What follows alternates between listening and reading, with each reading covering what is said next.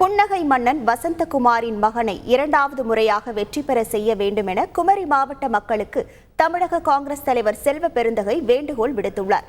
கன்னியாகுமரி மக்களவைத் தொகுதியில் இந்தியா கூட்டணியின் சார்பில் போட்டியிடும் காங்கிரஸ் வேட்பாளர் விஜய் வசந்தை ஆதரித்து நாகர்கோவிலில் பொது கூட்டம் நடைபெற்றது. இதில் கலந்து கொண்டு பேசிய செல்வ பெருந்தகை, எதிர்வரும் தேர்தல் ஜனநாயகத்திற்கும் சர்வாதிகாரத்திற்கும் இடையிலான தேர்தல் என கூறினார்.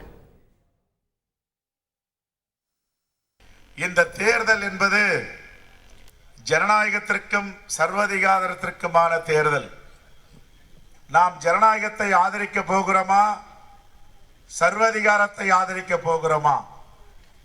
எந்த ஒரு ஜனநாயக நாட்டிலும் ஜனநாயகவாதிகள் சர்வாதிகாரத்தை ஒருபோதும் அனுமதிக்க மாட்டார்கள். காங்கிரஸ் பேரியக்கத்திற்கு சோதனை வருகிறது என்றால் முதன்மை மாவட்டமாக வெகுண்டு எழுவது கன்னியாகுமரி மாவட்டம் என்பதில் மாற்று கருத்து இருக்க முடியாது. செய்திகளை உடனுக்குடன் தெரிந்து கொள்ள உடனே சப்ஸ்கிரைப் பண்ணுங்க.